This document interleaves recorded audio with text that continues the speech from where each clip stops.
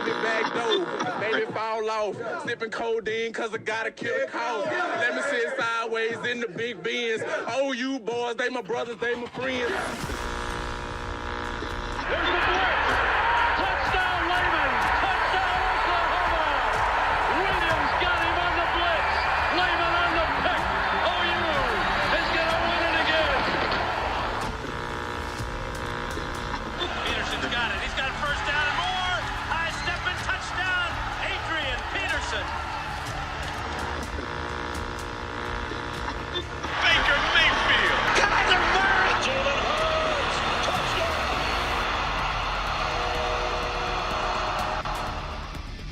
You're listening to Brandon Drumm, It's all good, OU fans. Colin Kennedy, Oklahoma has the guys once Saturday arrives. and Parker Thune. This looks like the year where it's all going to come together for the Sooners. This is the OU Insider Under the Visor podcast.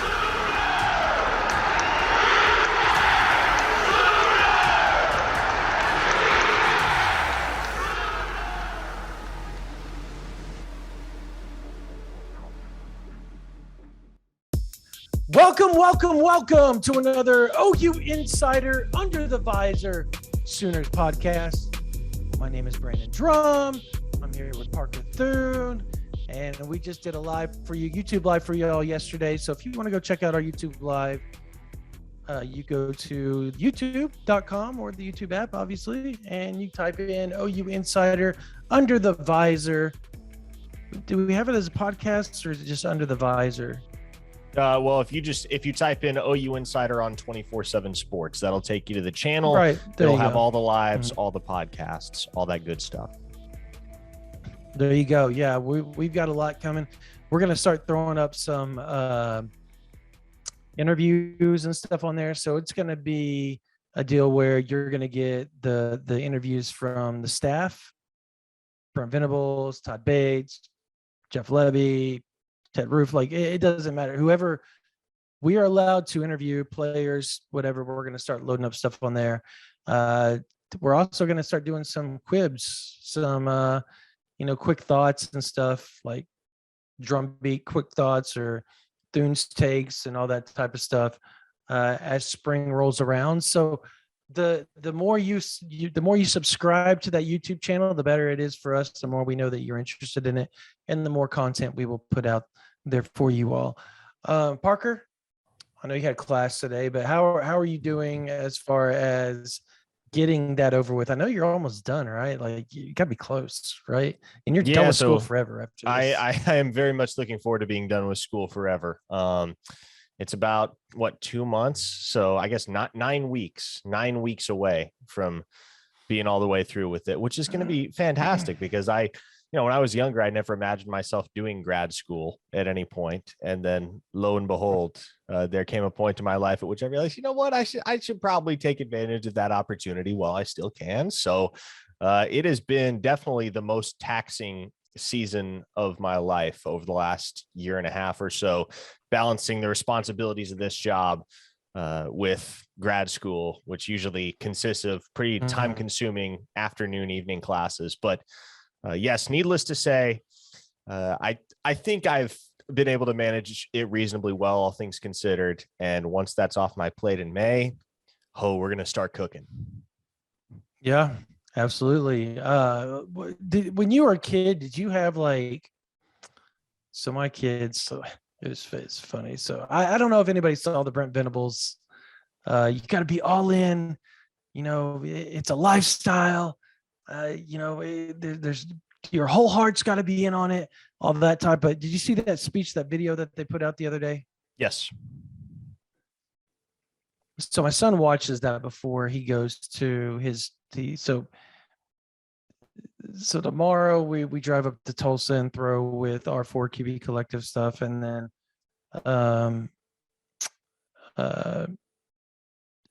Monday, Tuesday, Thursdays we go up to night sports performance, we're broils and all the guys go and they train there in the off season, and my son's always up there with them. And we go up there 3 times a week, just kind of the basketball season's over. He's been begging me to do it for during basketball season. He was begging. He's like, Dad, I don't want to sit around. I'm tired. I want to do this. So I'm like, dude, you need to relax, chill out. We're not going to do that type of crap. Like, be a kid, have fun. And so finally, all the basketball season's over, rolling in 7-on-7. He's the C4. He's C4's 10, 11U quarterback, 5th grade quarterback. He's a 3rd grader. So he's literally the youngest kid out there, but he's their quarterback. And they're really good. We qualified for nationals. But anyways, long story short, we're driving and he hears that playing. He goes, Dad, I want to watch that. So he watches it and he decides he wants to get out a list and write down his goals. So I guess my question, did you write down your goals and stuff when you were a kid? I never wrote down my goals, mostly because like I wasn't really sure long-term what my goals were, or it was more so that I just had so many goals, some of which were very attainable and some of which just weren't, that it all just kind of got lost in the shuffle. But no, I was never that type of person that would like write stuff down. But oh my gosh. Yeah. So I made the list out for him. I said, okay, you can do school, 3 things for school, 3 things for sports, and then 3 things for life. And it was the funniest thing in the world to write. So before he did it, I said, son, don't put being an NFL quarterback and stuff. Like, dude, let's take bites out of your dreams here, like small bites at a time, and not like. So his first one was hilarious. It was win state title in his age division this year in football and go undefeated, which is cool, right? Easy. Number 2 is to start. Number 2 was to be the top 20, 30 or 31. I can't remember which one he is. QB in the nation on QB hit list when they start doing his like 6th grade, which I find hilarious that they scout 6th grade quarterbacks to begin with. No offense, QB hit list. Like you guys do a good job, but come on, man. Like those kids are going to change so much when they hit puberty, and not like there's some kids, like my kid could just stop growing one day and that's it. You know what I mean? Like you never know at that age. But it's good that they have goals. So that's his goal, is he wants to be the number 1 on that list. And then his other one was to start as a freshman, which is still, he's a 3rd grader, about to be a 4th grader, is to start as a freshman for the Mustang Broncos and lead, that's what it says, lead Lee Blankenships, because he's close with Coach Blankenship, because our kids, we're the same age and stuff like that, to a state title as a freshman. And then schoolwork is to have good grades, and like he makes straight A's anyways and do all that type of stuff. The best one, my favorite one, is the miscellaneous one. And it's to be able to do 200 push-ups and sit-ups without stopping, and to be able to use that to protect my mom and dad and family. To protect us. That's what he's going to do, is to protect us. From the mouths of babes. I love the ambition. I know, I love it. And my 6-year-old does the same thing. He's like, I want to protect you all, and I want to be the starting quarterback, and I want to make a great, and I don't want to get in trouble, because he's on, Kyler's honoring, right? So he wants to not get in trouble in class. That's all right, Brandon. I didn't come here to hear you talk about your family. Talk about football. I'm sorry, guys. I just, because you were talking about all the stuff that you do, so it made me think of that list. Like, in your lifestyle, did you ever foresee yourself, I guess, do you set lists out? Because you strike me as that type of guy that's like, I'm going to do this, I'm going to do this, I'm going to do this, and then you go after and attain it. So that's why I asked that question. Yeah. And my kids were funny, because they're kids, and they're some of them are outlandish and they're hilarious, and I love them for it.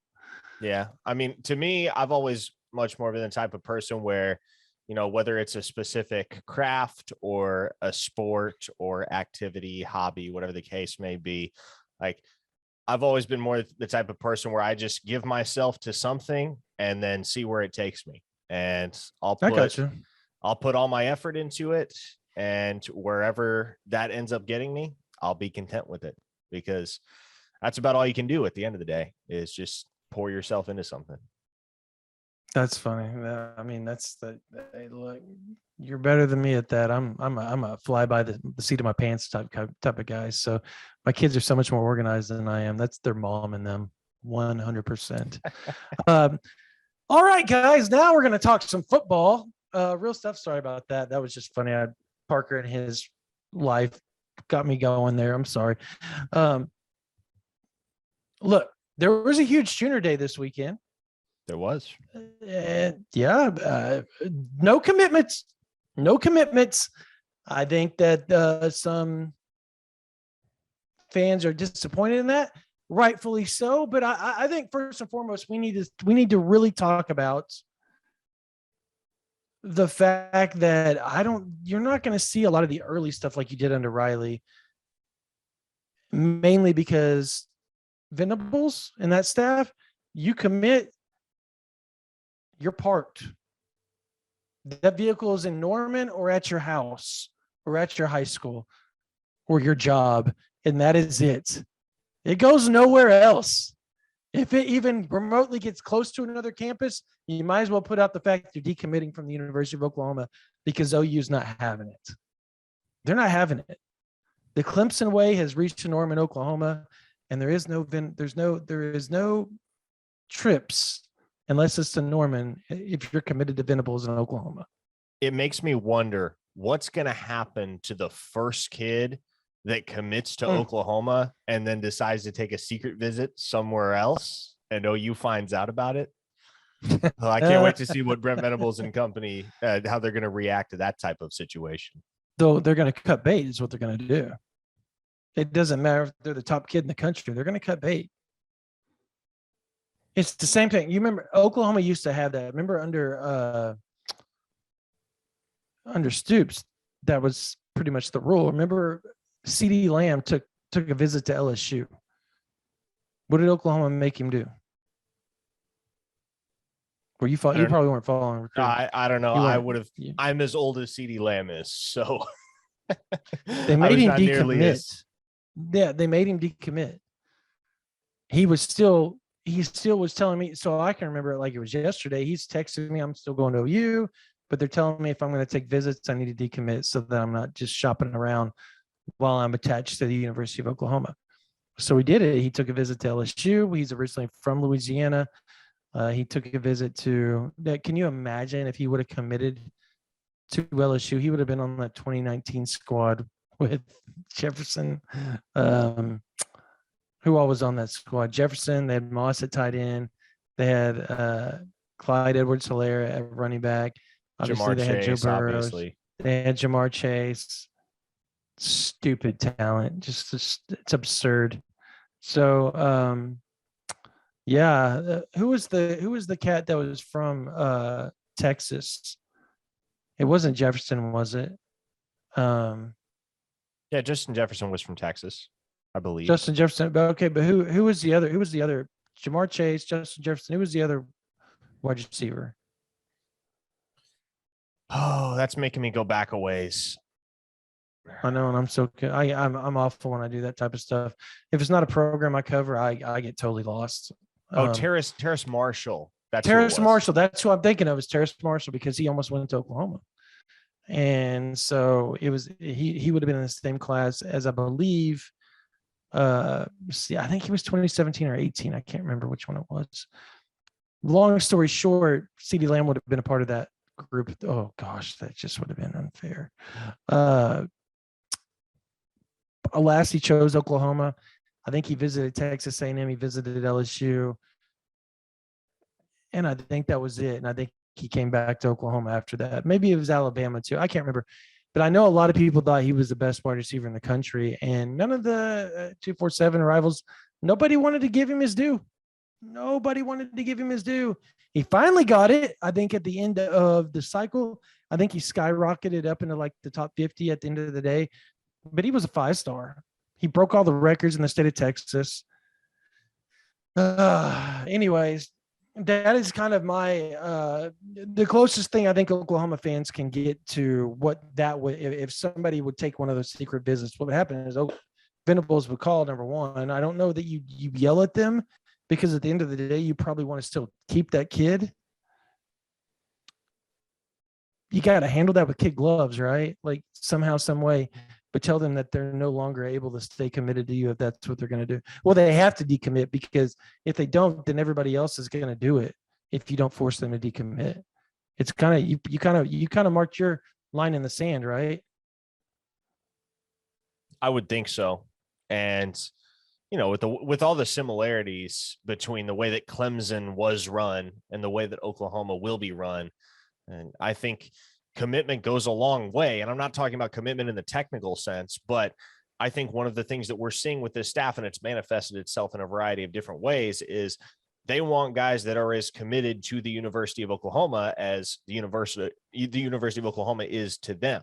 And so that's the reason why a lot of these guys, Oklahoma is going to make them visit before they get offers. That won't be the case across the board, but you know, you think back to the way that Brent Venables handled the Jaron Kanak recruitment back when he was originally recruiting him to Clemson. He said, hey, you know what? You got to fly out from Hayes, Kansas, and you got to take an unofficial campus visit on your own dime to show me that you're truly invested. And that's a card that Oklahoma really hasn't pulled yet, at least not to our knowledge. But you know, there will come a time, and there will come a time in the very near future at which spots at the University of Oklahoma are going to be so coveted and so few and so competitive that you're really going to have to separate the cream of the crop from all the rest, even more so than you otherwise would. And you're going to, you know, when you're limited to signing anywhere from 20 to 25 players, you're going to end up in a position where you're going to be able, and in fact, you're going to have to turn away some guys that in past years Oklahoma would take without a second thought. I really don't think that's out of the question for Brent Venables and this staff. So that's going to be a card that they play at some point down the road. Hey, show us that you're invested in us before we invest in you. McCarty Dickers. I mean, you and I were just talking about it off air. All right, now you got to elaborate on that, Brandon, because people might not know who McCarty Dickers is. I'm getting there. He's a top 100 defensive back out of Tallahassee, Florida, in the 2023 class. Spoke to a few sources. Sounds like McCarty Dickers is supposed to be coming to Oklahoma on the 26th of March. He doesn't have an OU offer, at least to our knowledge. He may have one, and we just have missed it, which is very possible. It's very possible. We'd have to skim through his Twitter to find that, and I guess we can do that as we talk. But yeah, maybe he does have an offer, and if that's the case, then we don't know, you know, a guy like Jaron Kanak through the Clemson way, because I remember the Levi Draper incident. So with Levi Draper, they did the exact same thing. Clemson was, you know, we're not going to offer you until you visit. And I'll never forget, he's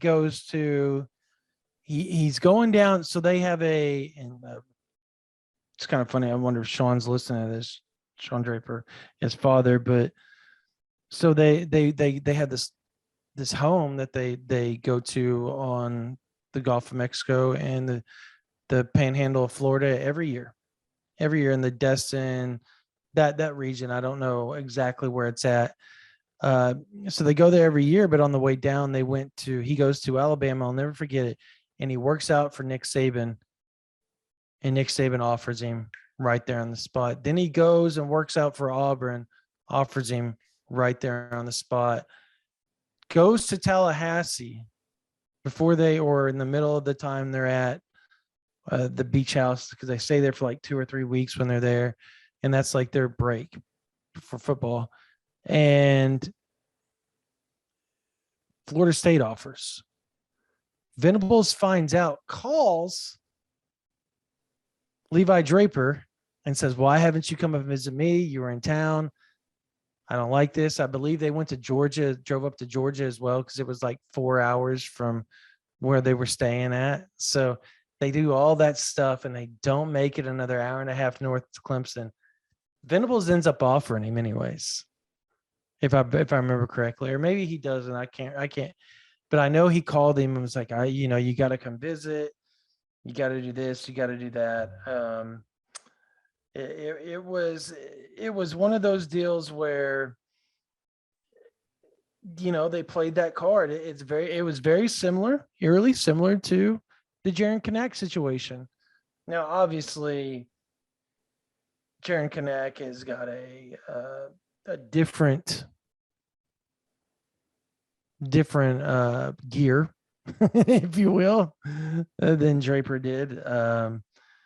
Draper was fast, but he wasn't. I mean, that guy Jaron Kanak can fly. So Clemson did offer. That is right. I do remember. So Clemson did offer. He went ahead and just offered because Georgia and all of them offered anyway. So anyways, long story short, similar situation, except for Levi made it just an hour and a half short of Clemson, the campus at Clemson, where he stopped in Athens, Georgia. So they play that card a lot from what I hear. And I could see Oklahoma doing something similar with McCarty Dickers, the defensive back out of Tallahassee. What is it? Is it John Paul? Is that the high school? Correct? Yeah. Do we decide that's the John Paul in Tallahassee? I almost feel like he's from Texas for some odd reason. I don't know why. McCarty Dickers it's from Florida. Yeah, it's Tallahassee. John Paul II, Tallahassee. And I have not seen. I'm skimming through his profile right now, and I have yet to see an OU offer thrown out there. Wait, no, but he's got an offer. He's got an offer. 16th, the 16th of January. We need to update his profile.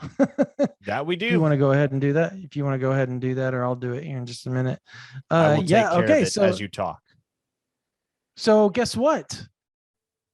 He already has an offer. So what we were just discussing, completely throw that out the window. But how did we completely how did we miss that? I don't know. I have no idea. And you would think like the people that cover that region would update it. But I've ran across that like 4 or 5 times this year where there's people tagged in certain regions that picked up OU offers, and they take a visit to Oklahoma and they're not even listed as offered on our stuff. And I'm like, dudes, like Parker and I are 2 guys. You guys literally cover that region that the dude tagged you in. Like if a guy tags us in Oklahoma and Texas, Arkansas, Kansas, whatever, and we get tagged from people from all over, I go and instantly update their profile. Because that's what we're supposed to do. When people don't do that, or at least send us something saying, hey, this such and such was offered today, you might want to go update their profile. That's where we get screwed. That's where we get screwed. McCarty Dickers is a prime example. So he has been offered. And he's one of the top players in the country. He has a very good relationship with Jay Valai. And that relationship has become good enough that he's going to take an unofficial visit to Oklahoma, apparently on March 26th at this juncture. So look, that's a big deal. That's another big visit. I mean, that March 26th, I guess after we talk about March 5th and the fact there could potentially be somebody on pro day that might intrigue some OU fans taking a visit to Oklahoma, we really got to dive into that March 26th on this podcast, because it is, Parker, what if you could describe that list in one word right now?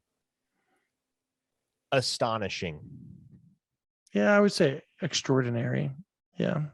It's something. Something. Like, you've obviously been in the game longer than I have, Brandon.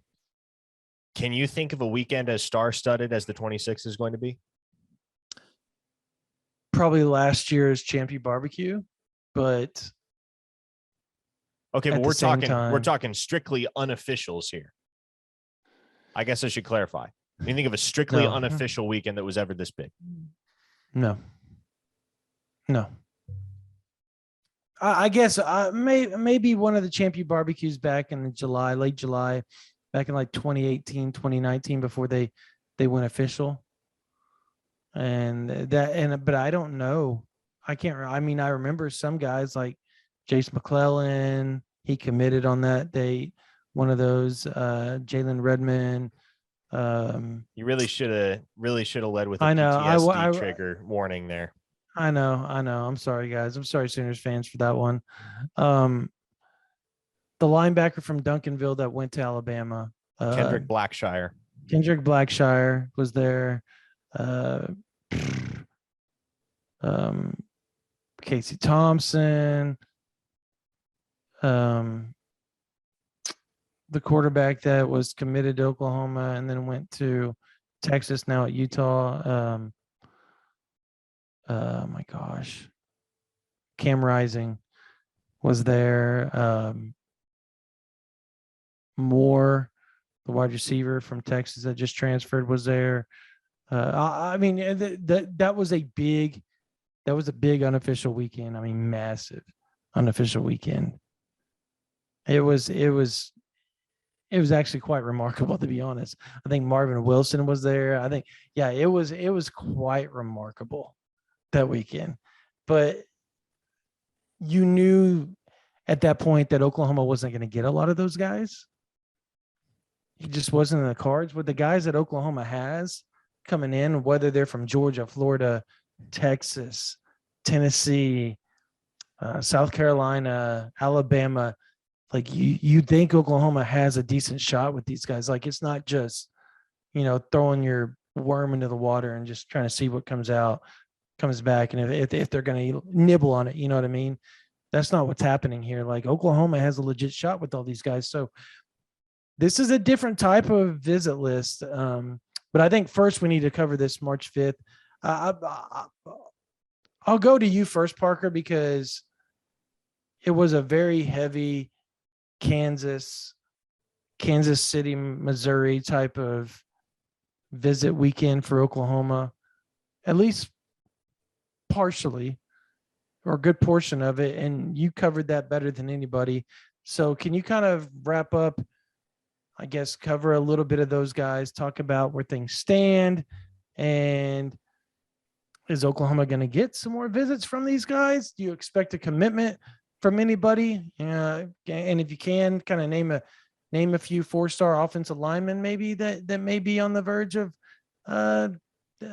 liking Oklahoma a little bit. I don't know. I mean, kind of walk people through that.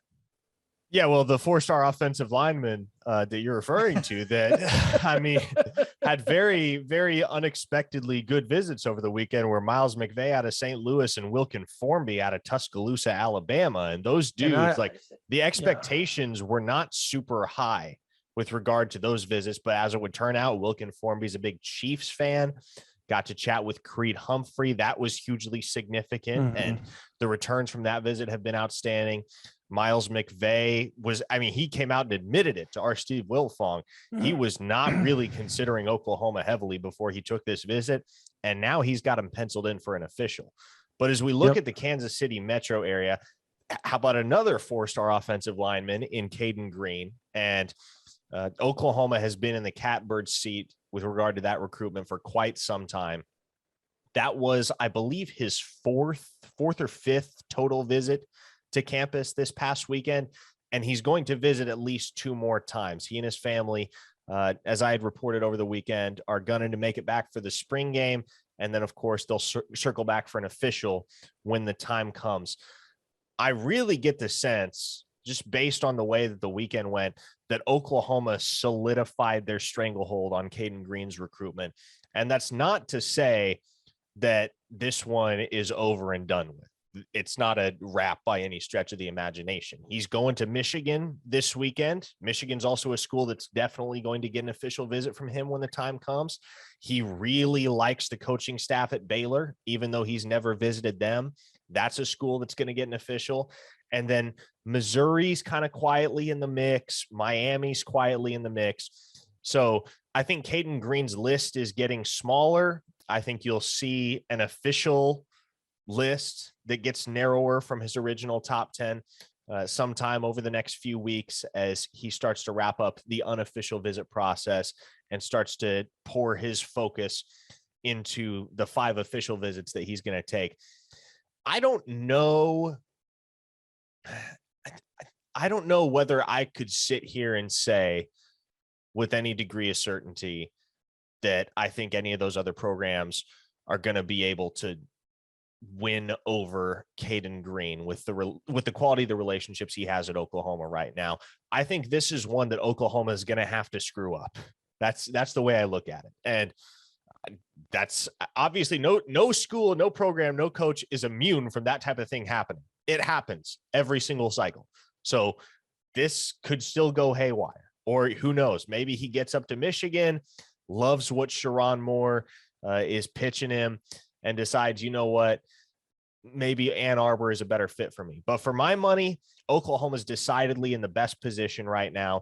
And what's more encouraging is the fact that Caden Green is the type of guy that's going to recruit other guys around him. Wherever he goes, he's going to try to bring along a whole squad, and his peers are naturally going to gravitate towards the type of guy that has the leadership traits and the strong character that Caden Green has. So if the Sooners can get him locked down by, say, June, even if that's only a silent commitment, that really gives them an advantage for the remainder of this cycle, because at that point you get 6 months of Caden Green actively working behind the scenes to help compile the remainder of your recruiting class alongside guys like Josh Bates, who's done a tremendous job as a secondary recruiter, your quarterback in Jackson Arnold, and Ashton Kozard. You throw in Eric McCarty as well as another local representative. So to me, this is one that I think Oklahoma is very much starting to close the deal on.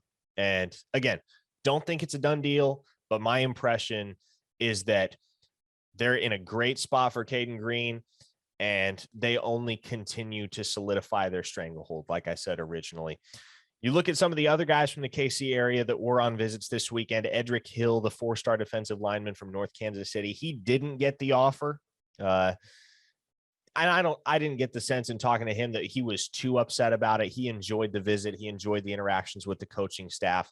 And I think he understands that Brent Venables and his assistants just do things a little differently.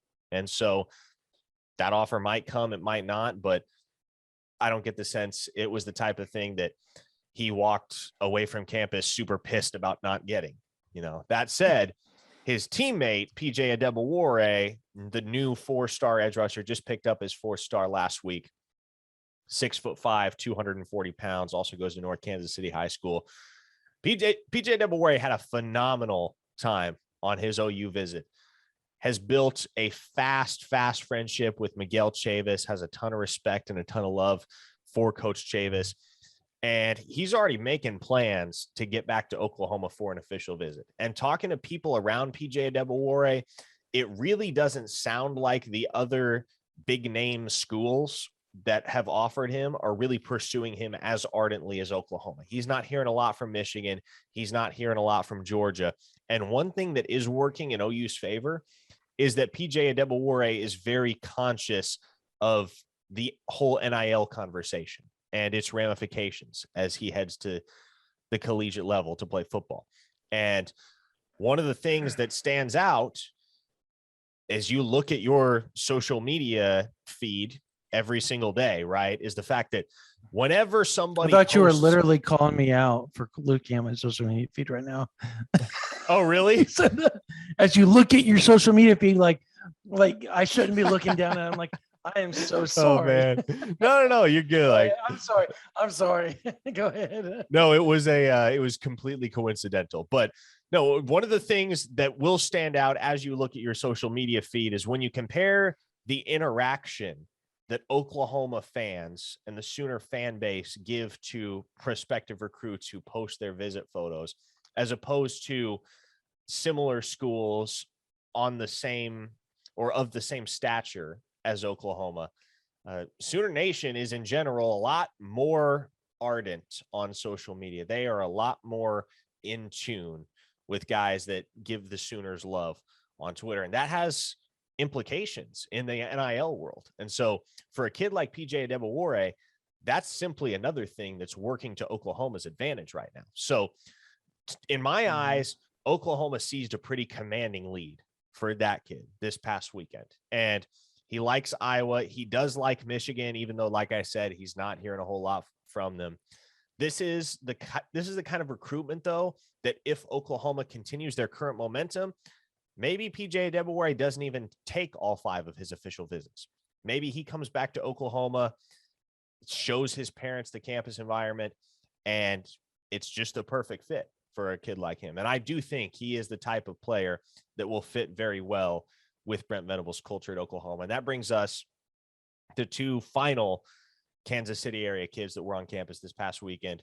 Williams Nwaneri, the 4-star 2024 defensive lineman, and Isaiah Mosey, 2025 wide receiver, who is going to end up being at the very least a top 100 player in that cycle. And they are teammates of Caden Green, worth noting. Isaiah Mosey is the son of former Oklahoma running back Jamar Mosey. And for those of you that listen to this program regularly and our VIPs on OUinsider.com, you've heard me rehash this 1,000 times, but the reality is I never know who's tuning in for the first time. So I'm just going to make sure that every single time I explain these connections thoroughly. Jamar Mosey was on Oklahoma's 2000 national championship team as a running back, originally from Blue Springs, Missouri, spent 2 seasons at OU before transferring to finish his collegiate career at Nichols in Louisiana. Now, Jamar Mosey, regardless of the fact that he didn't finish out his collegiate career at Oklahoma, still has a ton of love for the Oklahoma football program, is a devoted Sooner fan, and raised his son steeped in the OU tradition. And Isaiah grew up rooting for the Sooners. And so that already is working in Oklahoma's favor in this whole process. That said, there was a little bit of a communication breakdown this past weekend because Isaiah is already starting to garner big-time Power 5 offers, the likes of Oregon and Texas A&M, Minnesota, Nebraska. So he came to campus with the expectation, and I think it was a reasonable expectation if you didn't know better, that Oklahoma was going to offer him. And lo and behold, they get to campus. Jeff Lebby sits him down and explains to them, hey, due to the protocol that Brent Venables has instituted at Oklahoma, we can't offer 2025s until we see three semesters of transcripts. So that doesn't make Isaiah Mosey eligible to receive the Oklahoma offer until next spring at the earliest. And the Moseys weren't really aware of that beforehand. They had no inclination that they were going to get to campus and have that all explained to them. They fully believe that, you look at the 24/7 Sports list of offers in the 2025 class. There are guys that hold offers from OU. One of them is visiting March 26th in LaMason Waller. And so if you didn't explicitly know that was the philosophy that Brent Venables and his staff were holding to, then naturally you'd assume, being a kid as highly regarded as Isaiah Mosey is, that you were going to pick up the OU offer. And that's an offer that's going to mean a lot to the kid whenever it does come, just because he's grown up a Sooner fan. And so that was a kind of a minor bump in the road in the whole process. That said, I'm really not convinced that it's going to have any lingering ramifications. I do think it's all going to be water under the bridge at some point. I think what's encouraging in the midst of all of that is that Jamar Mosey had the opportunity to rekindle relationships with some people that he hadn't seen in many, many years. The likes of Jerry Schmidt, who was his strength coach in college, Josh Norman, Mark Clayton. Obviously, his positional coach at Oklahoma was Cale Gundy. So getting the chance to come back to campus and interact with so many of those people that he had not seen in years, sometimes decades in some cases, I think that stood out to Dad. And from what I heard, it really seemed like the kid himself had an outstanding time, regardless of the fact that the offer didn't come. So with regard to Mosey, that is a name to file away as you look ahead to next spring and the guys that are almost certainly going to garner Oklahoma's attention and pick up offers as soon as that third semester of transcripts is submitted, because Oklahoma's not going to waste any more time than they have to with a kid like that, a kid who's already got such big time offers as Texas A&M and Oregon. And there's a good chance he commits, growing up as diehard as he did, being the fact that they've been out visiting all these schools. I think that's something that nowadays, with all the travel that the kids do, and you also get those the virtual visits and all that type of stuff. These kids have more information than they've ever had. And I think there's a lot of guys that feel like, at least I've noticed this lately. Have you heard this said to you just from a couple of recruits? Because I know I've had like 5 or 6 recruits tell me this here recently. Like, I don't judge you off and I'm talking like I'm a recruit right now, so just bear with me, folks. Sure. They say, I don't judge you off of the official visit. I judge you off the unofficial, because the unofficial visit is the true you. The official visit, when you can throw all this money at us and wine and dine us and, pay for everything and throw out the red carpet and take us to all these lavish NBA games and stuff like that. That's fake. That's not the real university. That's not what's all. It's showing now. They're showing you everything that you can do if you can afford it to live in that area and have fun. And why football, when you're not doing football, it's a great place to live, but it's not realistic. At least not for a lot of college kids. NIL be damned. Not everybody gets that. So there's a lot of kids that are sitting there and they've told me, like, I don't pay attention to the official visits. They're fun. He goes, but I go off of how I felt during that unofficial, because that's truly how I'm going to feel 90% of the time I'm there on that campus. Have you had that said to you from kids yet? I don't know if I've had it said in those words, but definitely that sentiment has been echoed to me. And, it's a good point. I wouldn't go so far as to call it fake. I would say it's almost like makeup, Yeah, where it's illusion. It's all an enhancement. It's not necessarily a disingenuous portrayal of your program, but you're trying to put your best foot forward in every capacity. That's not necessarily the case on an unofficial visit, particularly when you're hosting 30, 35 different kids on a given weekend, as opposed to 3 or 4 that are on officials. Right. Because so those 30 kids that you normally have on an unofficial visit, it's like the team. You're going to get the same amount of FaceTime with the coaching staff as you would if you were on a day-to-day basis with the coaches playing for them. They're gonna pay attention to you. They're going to treat you, love you, do all those type of things, but at the same time, they're one person and they've only got a select amount of time for each and every player that they're in charge of. So that's where that unofficial becomes more realistic to some of these kids than the official visit, where those kids are the main focus for 3 days. And that's great. And I think that's where Oklahoma is going to hit a home run with a lot of things, because they have such a big staff now, and that staff is leveled up. So, and Brent Venables has talked about that the soul mission. I mean, those 3 or 4 guys are going to be in charge of the day-to-day situations with the coaches, and they're going to handle the things and keep it off the plate of the position coaches and the coordinators and the head coach and stuff like that. But they're also going to push it uphill. So say a kid's struggling with his grades. Well, the soul mission guys will get in there and they'll handle it from a organic basis. And and make sure that it's getting its attention for when the head coach, Brent Venables, has that time slot open that he can come and handle it. Now it just organically switches over to him handling it instead of the soul mission, and they roll over and handle the other situation that they were handling at the same time. Oklahoma's never had anything like that.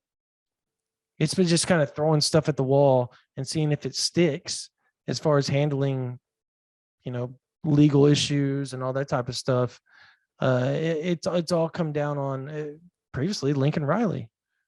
He he's shouldered the brunt of those things, which is probably one of the reasons why he belted. I mean, honestly. So, I mean, there's a lot of things that are going on there. But I think there's just so many things that Oklahoma is going to do now on the recruiting trail. And Parker, we've seen it just play big. I mean, look, Colton Vasek told me he's never seen a program more organized than the University of Oklahoma when they were on his unofficial visit. Never seen a program more organized. Never seen a program have such a family atmosphere. And again, we keep harping on the family. We hear it over and over and over and over and over. And it's become a theme. And it's exactly what Brent Venables wants. He wants that family type atmosphere. He wants it to be true and not forced. And that's what they're getting out of this whole thing. So you have him. He had a fantastic, he's a 4-star defensive end out of Austin Westlake. Marquise Dill loved his visit. Now, what Oklahoma did this time was they didn't just focus on the offensive line aspect of it. The defensive line part, they had Todd Bates come in and do Todd Bates things. And that is to make that kid feel special. He obviously has grandparents that live in Bentonville, Arkansas. So Arkansas is going to be a problem for Oklahoma if they really want to get Marquise Dill. But he does plan on returning to Oklahoma here in the near future, maybe for the spring game, maybe for a couple of practices, and maybe for that Champion barbecue. There's a lot of things that he has planned moving forward with the University of Oklahoma. So Oklahoma's done a really solid job there. They've done a really solid job with Richard Young. I still think the 5-star running back is still leaning Ohio State, Bama. But Oklahoma has made a surge. Like, they're going to get an official visit from him. Now, do I think that it comes to anything other than an official visit at this junction? No. I still think those two are probably going to be the leader. Trying to think who else off the top of my head. KJ Bolden, 2024 defensive back out of Buford, Georgia. And it's really, I think, Loganville, Georgia, or is Buford the town? I can't remember if it's a town or not. Yes. I was just there. And like all those towns run together. I just kind of drive where my GPS tells me to. So it's a beautiful campus. It's one of the nicest facilities I've seen in Georgia. And he says he's coming back for the spring game. And he also said he's going to come back in June. So there's that. I think that was big for Oklahoma to get him on campus. I think Oklahoma feels really good about where they stand with him. Dijon Johnson's another guy that Oklahoma feels like they are in a prime spot for. He visited Alabama afterwards. He visited Florida State after the Oklahoma visit. But if you go read Andrew Ivan's article on 247 Sports, he's already set up his official visit to Oklahoma in June. Like, yeah, I'm coming back. That was a place I loved more than anything else right now. Like, I love Oklahoma. So do I think Oklahoma leads? We were talking off air. I don't want to get presumptuous there. I think Oklahoma is near the top. And if they can get him back on campus and that visit goes well on June 3rd through the 5th or 4th through the 6th, whatever that visit lines up to be, I think the Sooners have a chance to land him. I really do. And if you would have said that to me 3 weeks ago, I saw him in person and spoke to him in person in Miami. I did not get a sense then that Oklahoma was that high on his list. He said he was visiting Oklahoma, but I never once thought, okay, yeah, they're going to get this kid. No, they have a legit shot at getting that guy. And Oklahoma is going all in on Dijon Johnson. And I look, if he's a part of the 20, Parker, would you be shocked if he's a part of the 2023 class for Oklahoma?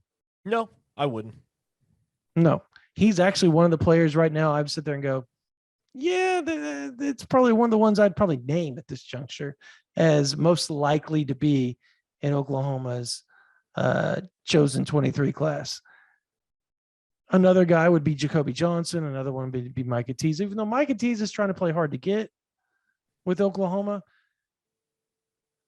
Peyton Bowen, I know that name keeps popping up over and over. I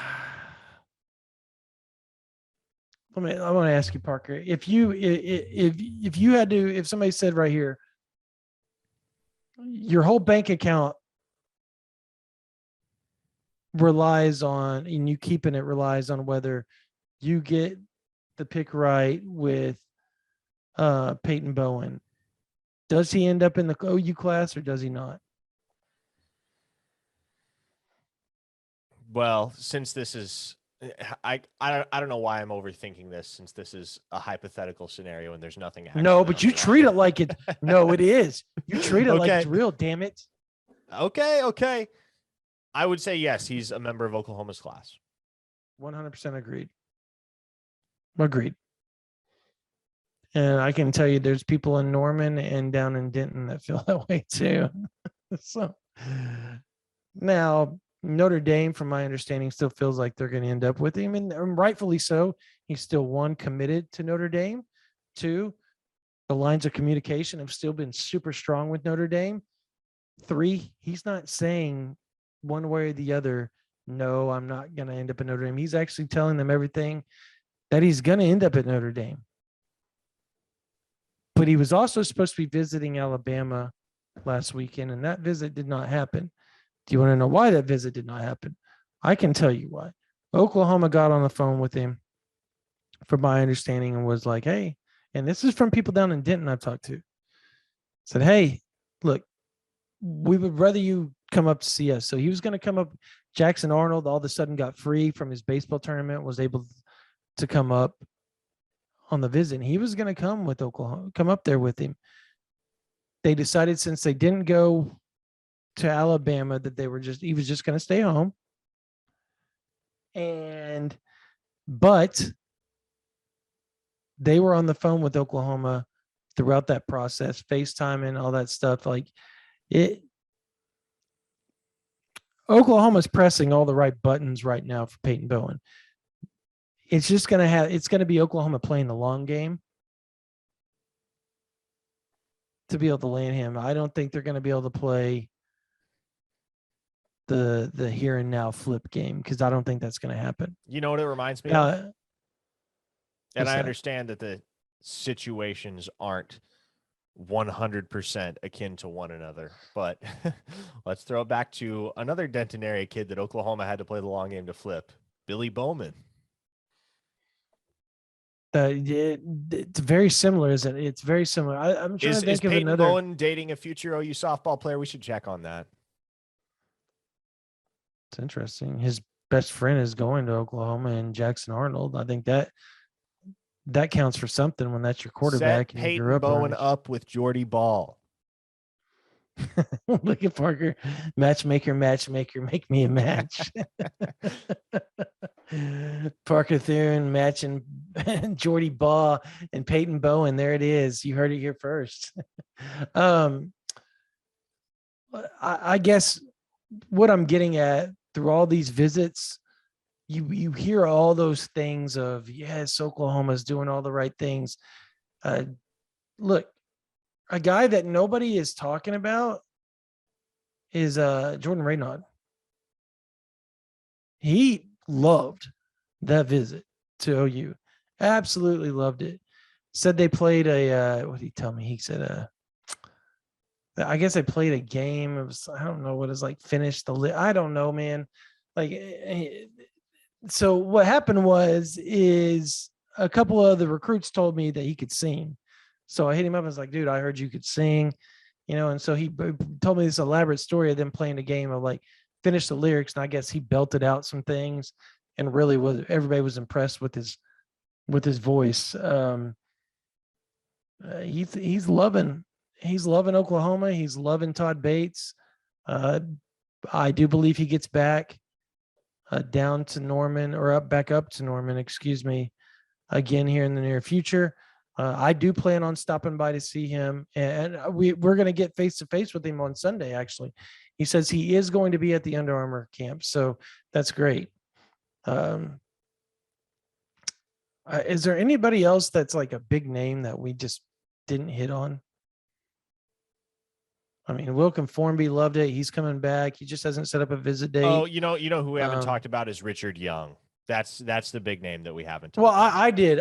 I talked about him earlier. I remember you shook your head at me when I said, I think he's going to take an official visit, but at the end of the day, I don't think Oklahoma really, unless they wow him big time on that official visit. Was that early? For some reason, I thought that was last night. Yeah, that was early. I guess that's just. No, that was just that's the reality this yeah, week. Everything's running together. Yeah, but it really does. Darion Gillette, I know that's another guy that a lot of people will have questions about inevitably, and where Oklahoma stands. He was, yeah. So he and I spoke on the phone. Look, he's going to come back for a visit. Oklahoma kind of likes him as an edge guy, which is not shocking. Kind of a stand-up like by Job type of deal, or PJ Adebawore type of guy. So. I don't know. I don't know his timeline. And I think that's probably the biggest deal there is By Job going to beat him? Is PJ Adebawore going to beat him? Is whoever else Oklahoma's in on at the edge rusher spot, are they going to beat him to the punch? And we can talk about By Job if everybody wants to. Like I spoke with By Job. I'm going to see him again tomorrow night. He's asked me to come watch him because this is going to be the last time he's going to get to play basketball. He is done and he's focusing 100% on. Talk about a kid that's had a life change over the last 2 years, a year and a half.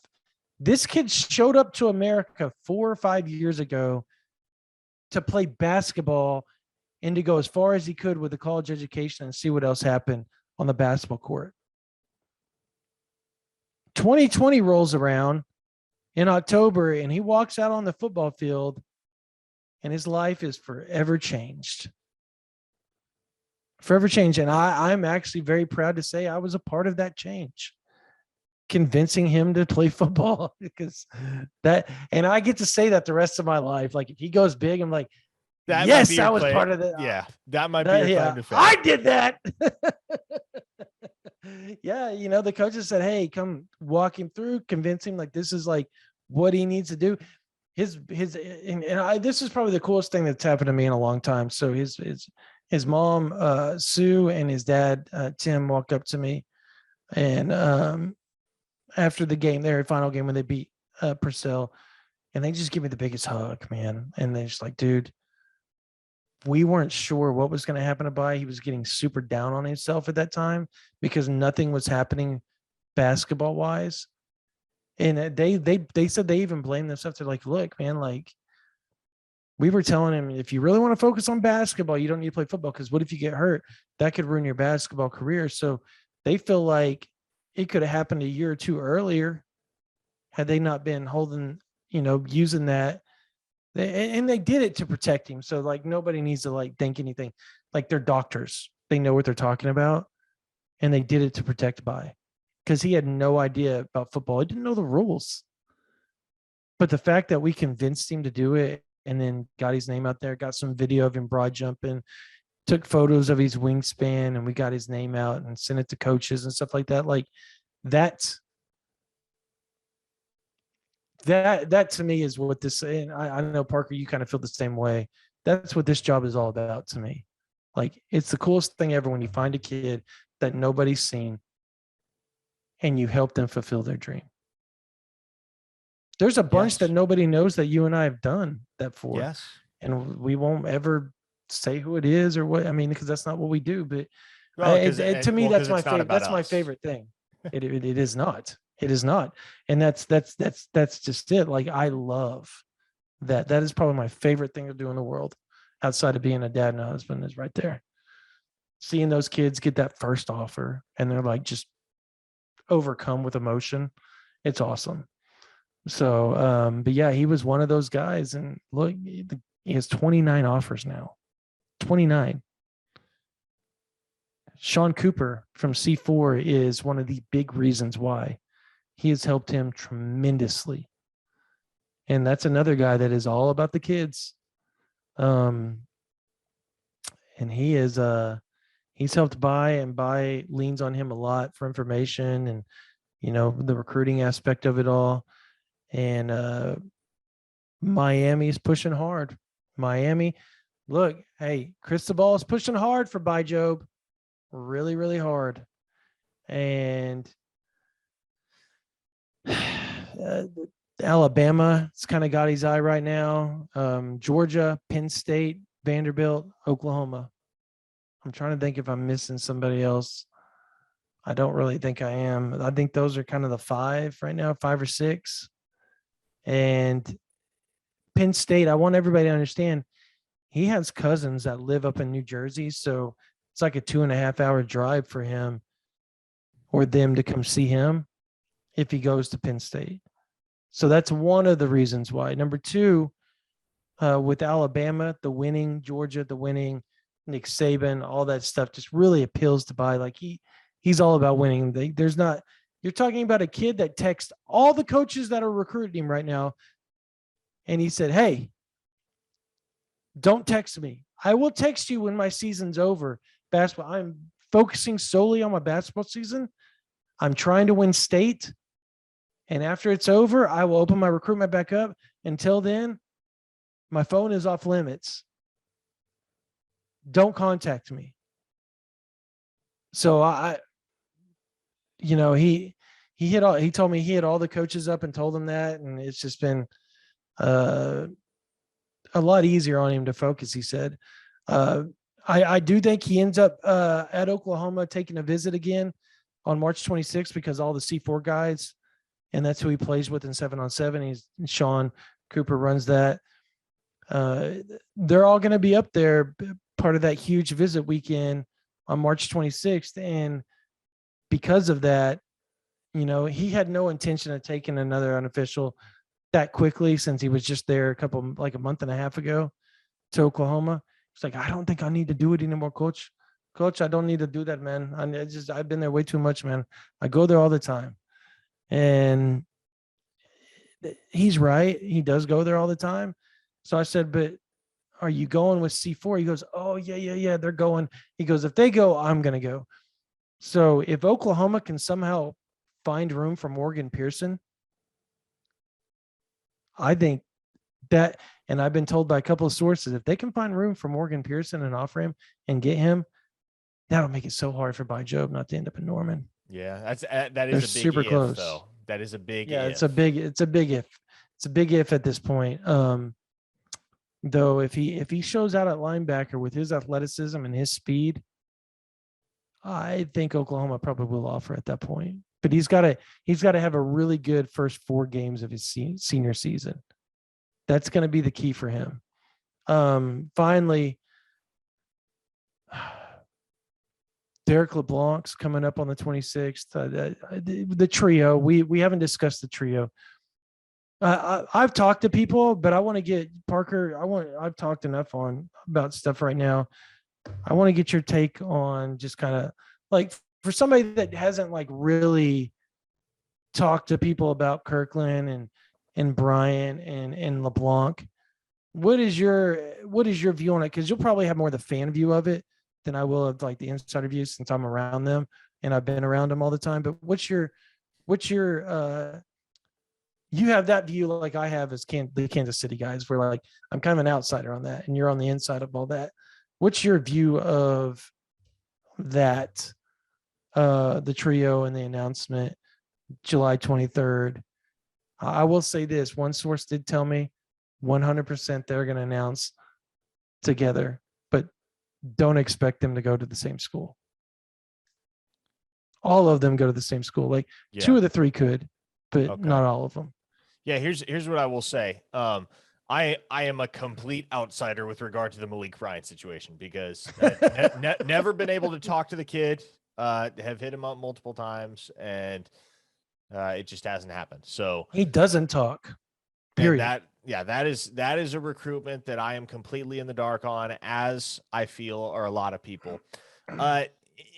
In conversations with Peyton Kirkland, I get much the same vibe that everybody else has gotten, right? Where you start to figure Oklahoma's in a good spot but they might not be in a better spot than any other particular school. You know, No, he they certainly aren't. has his small contingent of schools that he's legitimately interested in. But Mhm. you'd be hard pressed to say that there is a clear leader at the moment. You know, one school might have an edge. You could have argued at one point Oklahoma had an edge. You have to say Florida has an edge after the visit. Yeah, he definitely just right took now. there Yeah. at the moment.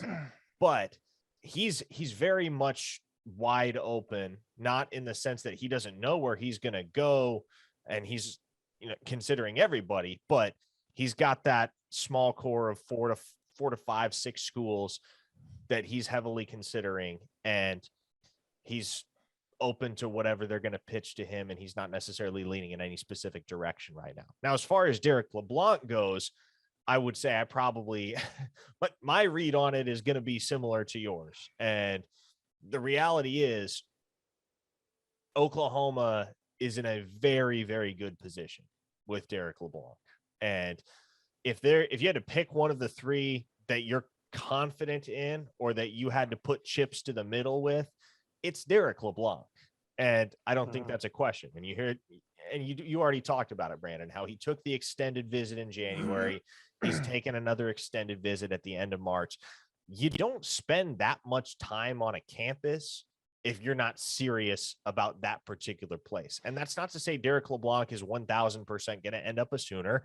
I don't believe that's the case. Otherwise, I'd have a crystal ball in, right? But I do think at this time, OU is probably in a better spot than any other school for Derek LeBlanc. And I think there's a pretty decent margin in that regard. Yeah, I know there's people down there in Florida that feel Florida is the leader for Derek LeBlanc. And there's a contingent that think Miami is like right there. To that point, I say follow the visits, and they're going to say, well, he visited Florida almost every game during the season last year. Okay. That is true. He did visit Florida almost every game during the season last year. But he also visited Clemson quite a bit. And he was actually on the verge of, I don't want to say committing to Clemson, but he was on the verge of making Clemson hard to beat in January before the Todd Bates job change happened. And then all of a sudden, he's headed to Norman that same weekend he was supposed to be in Clemson. Now, why is that? Well, let me answer that question for you. It was a rhetorical question for myself, but I'm going to answer it for you listeners out there. Their trainer, Peyton Kirkland, Derek LeBlanc, Malik Bryant, has a sister who is the assistant volleyball coach at the University of Oklahoma. Do you know where she was coaching before she went to Oklahoma? She went to Howard and then Oklahoma. Prior to being at Howard for a year and a half, she spent 4 seasons at a program that just so happened to be the same program as 4 or 5 of the new Oklahoma staffers were from. They wear orange and purple and white. I bet y'all can guess, and I'm going to answer it for you. It's Clemson. That relationship has bubbled over to Norman. Several of the Oklahoma staffers have recruited Orlando very hard for a very long time, and they've known these players for a very long time. The fact that they've known these players for a very long time has helped Oklahoma get Derek LeBlanc up from January 27th through the 30th the first time. Or I think it was the 26th through the 30th, wasn't it? He left on the 30th, came on the 26th. He's now coming up on the 24th of March and leaving late on the 28th or early on the 29th. Whatever date that is, that's still 4+ days that he just spent in Norman, Oklahoma again. So if we're doing the math at home, and you're doing it as well, folks, That's 8 days in 2 months that he spent on campus with one school. And that school just so happens to be 1,200 miles away. So, having said all that, if Oklahoma isn't the leader, somebody's doing a damn good job at Florida and Miami, because that's hard. It's just hard for me to like wrap my head around that he's going to do. And then Derek LeBlanc's already said, I'm coming back whenever Peyton Kirkland's coming back. So the fact that he's going to not be there and that's going to be his official visit for the Champion Barbecue. Parker, would you be shocked if he showed up for the spring game? No, I would not. Not at all. Okay. I wouldn't either. Parker, would you be shocked if he showed up at any point in time in April? Just any point in time in April? Yeah, you'd have to say no. If it's not the spring game, yeah, I would be a little bit surprised. Correct. Yeah, but I mean, like you get look. Here's my point: is whatever they're doing, however they're Oklahoma's recruiting Florida and Georgia, particularly linebacker, defensive line, defensive back, they've hit a home run so far. Now they haven't got commits yet, and they've got to close these things out. But the fact you're seeing more top end talent consider Oklahoma out of the state of Florida, Georgia, Alabama, Tennessee, South Carolina than at any point in time that I've seen during my time of covering. I started paying attention to recruiting in 1997, 96, 97. And it was the James Hill. He would call in and do all that type of stuff, the phone line on and you would call that in and you could listen to that, or you could listen to him on the Sports Animal or WWLS, whatever it was back then. And he would do like a call-in thing in the morning. So I've been following it since then. It would come on at 7:30 every morning. As I was getting out of my car, I'd sit there in my parents' car. I'd wait on it and then get out. I have never seen Oklahoma dive into those states the way they are right now. And with that, let's talk about that, Parker. Let's talk about March 26th. Because I think Oklahoma fans, we've been kind of bearing the lead on that a little bit throughout this whole podcast. And this is going to be something you guys are going to want to hear as far as the list. Yeah, you know what, Brandon? Why would we bury the lead any further? You want to just rattle off the list as it stands right now? Yeah, go ahead. Let me go ahead and let me Parker, you can follow up with some things here after I name it off. Okay. Folks, I do want to throw this out here that this is much like the March 5th list. The kids are saying they're going to be there. They're saying that they've got plane flights booked and all that, but things happen. Caden McDaniel, family member, one of her close friends passed away. They rescheduled it for March 26th. They're definitely coming up for March 26th because Oklahoma feels like they lead. Oklahoma feels they lead for Caden McDaniel, or at least I wouldn't say lead. They feel they're at the top or near the top or one of his top schools by far. Here we go. We will start with 2023 defensive back McCarty Dickers out of Tallahassee, Florida. 2023 defensive back Kayvon Thomas. Both of these guys, mind you, are top 150 players in the country.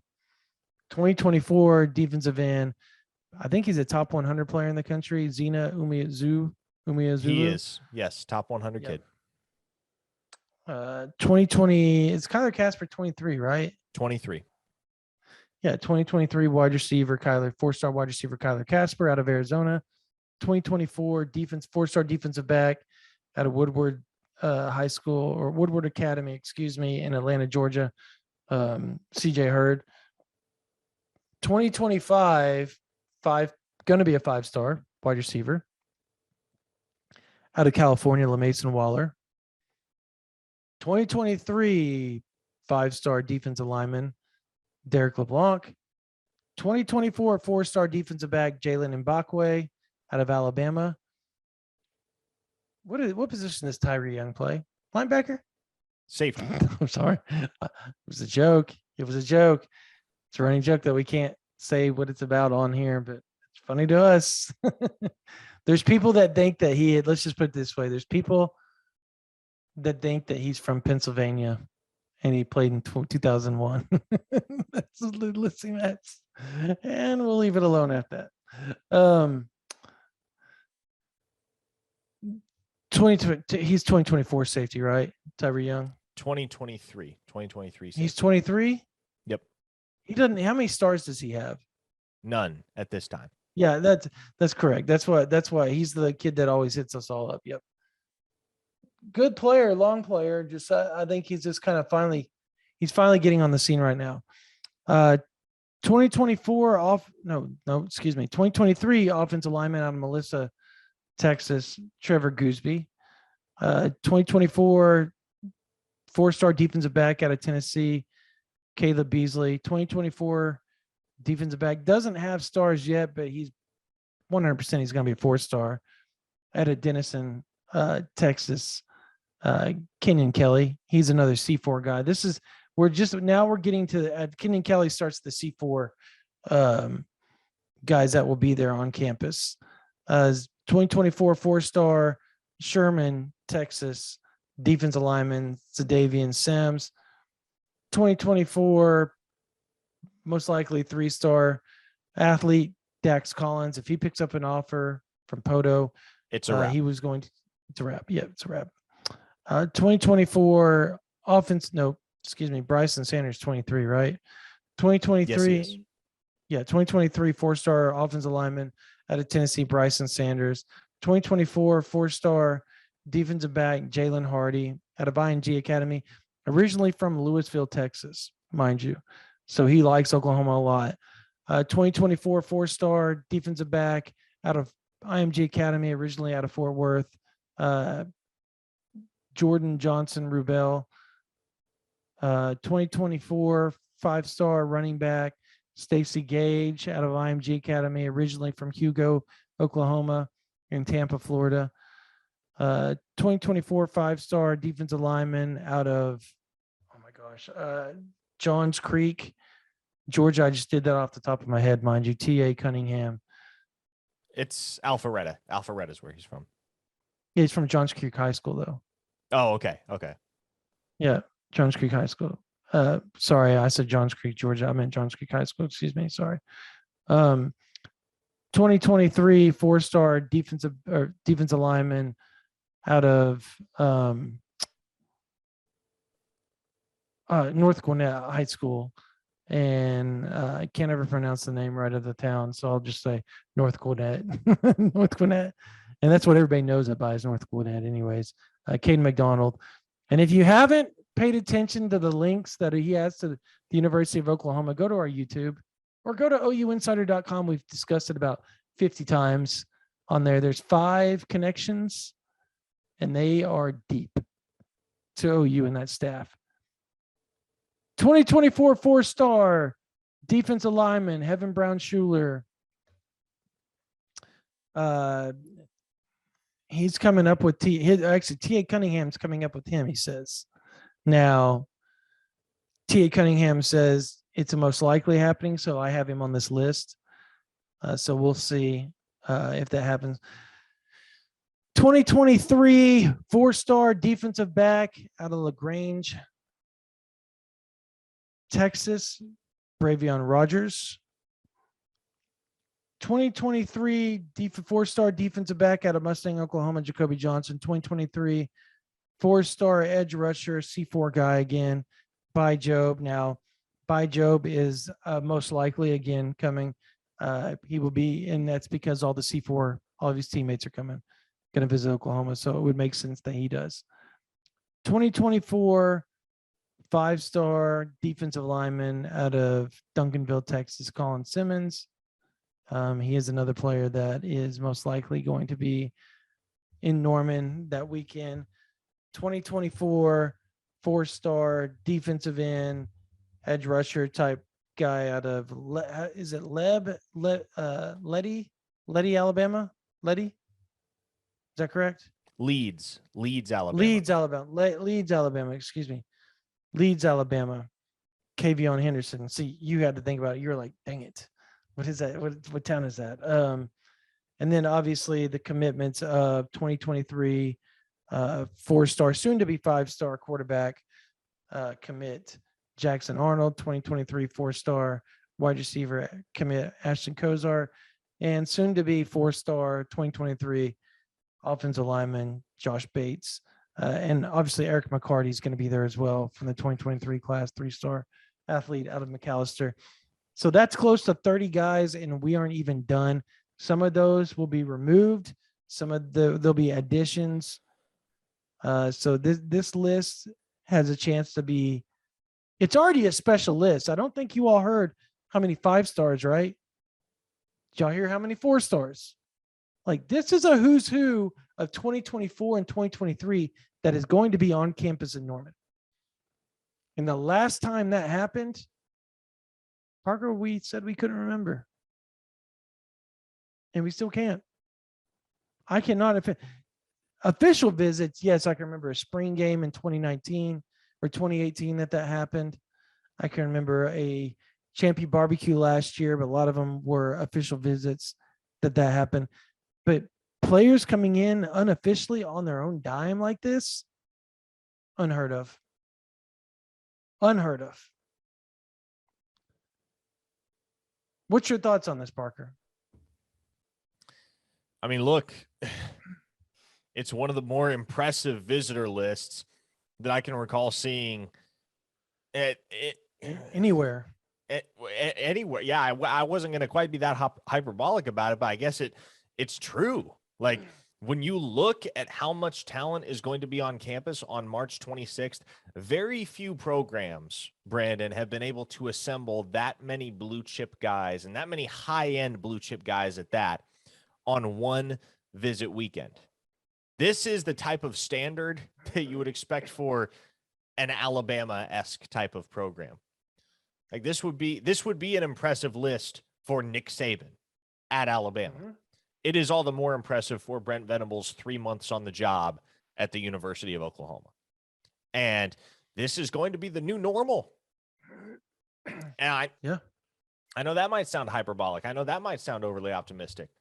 But no, people underestimate just how good Todd Bates and Miguel Chavis and Brent Venables in particular are at their jobs. To say nothing of the likes of Jay Valai and DeMarco Murray and Cale Gundy, for instance. But when you have so many adept recruiters on one staff, particularly guys with regional ties in areas that are dense with high-end Power 5 talent, this is the type of weekend that you're going to start to see on a regular basis. And that isn't to say it's going to become an every month type of thing, but at least a couple times a year, you're going to start to see a list that's got that many names and that many quality names on it.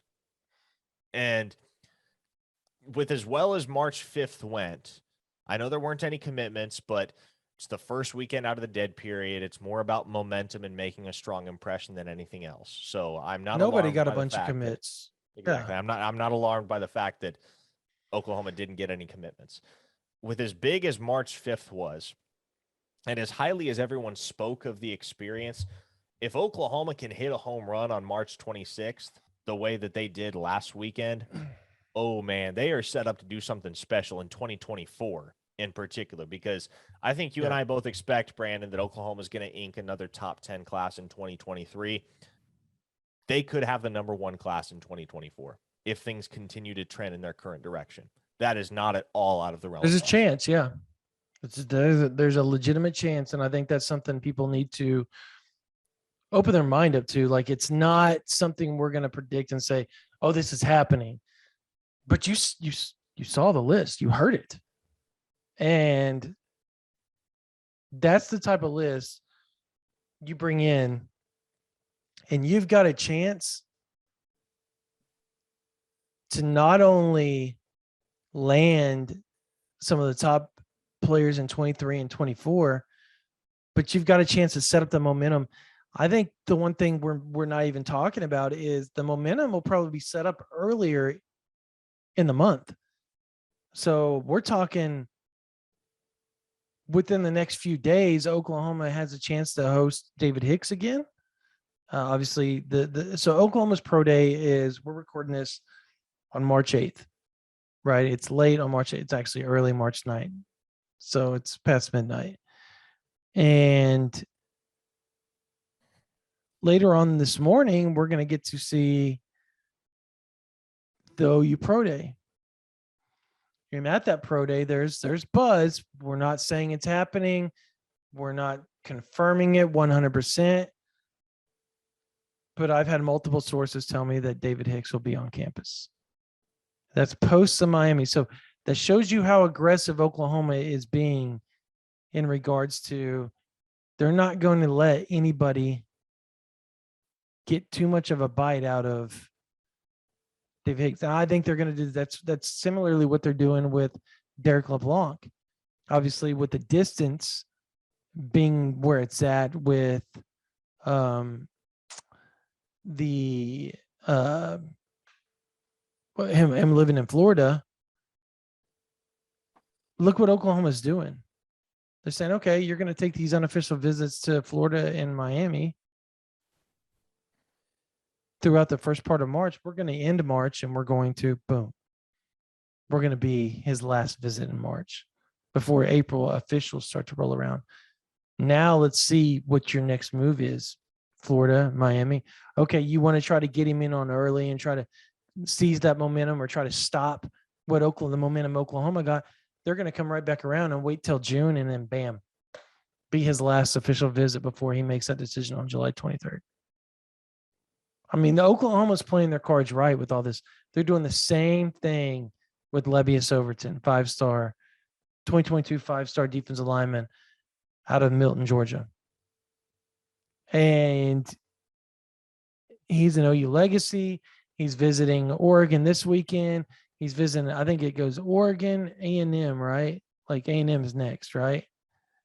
I believe so, yes. Yeah, because he was just so his first visit was to, who was his first visit to? I just went blank. Was it Georgia? It might have been. I don't know. It's almost 1 a.m. My brain is starting Yeah. to. Yeah. So he's got a visit to, we can pull it up here, but he's got a visit to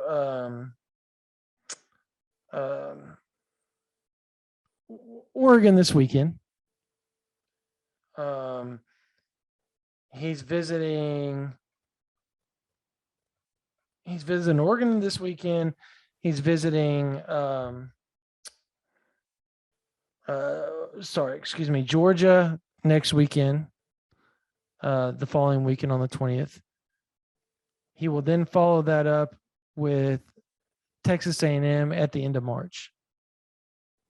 Ohio State will be 2 weeks after that, or 3 weeks after that, on April 16th.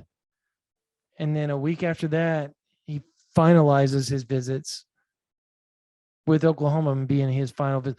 That's something that we reported and said, 2 weeks ago on this podcast, this very podcast. I came on here and I said, Oklahoma will get the last visit for Levius Overton. You want to know how I knew that? Because he told me Oklahoma was getting the last visit. He didn't want to tell me the date, but he just said they're getting the last visit. So I found out the date 2 days ago. I called Parker, told him. We said it on the live yesterday that he was going to be visiting the spring game. And then Steve Wiltfong came out there and made it public for everybody to consume this morning on OU Insider VIP and 247 Sports. But look, Oklahoma's, that's what they're doing. They're playing chess while some people are playing checkers right now.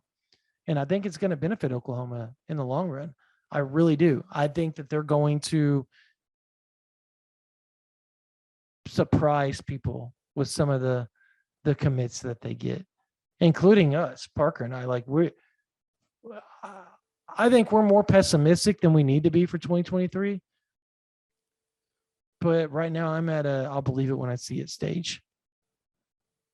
Yeah, they're getting some of the top players in the country to come visit, but have they closed it out? They haven't. And I think the long run, that's going to be the biggest deal. This weekend, Oklahoma's hosting, holy crap, linebacker out of Tampa. Troy Bowles. Troy Bowles, Todd Bowles' kid. Man, I went blank there, man. Todd Bowles' kid, Troy Bowles, 4-star 2023 4-star linebacker out of Tampa, Florida. That's a big deal for Oklahoma. He's got a great relationship with Coach Venables, Coach Roof. So we'll see where that goes when that visit takes place. And after that, the staff's going to go on spring break. They're going to come back on the 19th and 20th, only to host 4-star IMG 2024 IMG Academy defensive lineman David Stone. And that's a guy that I think Parker and I both will be kind of shocked if Oklahoma doesn't earn a commitment when he walks out of Norman. We'll see, though. We'll see. Tomorrow's pro day, real quick.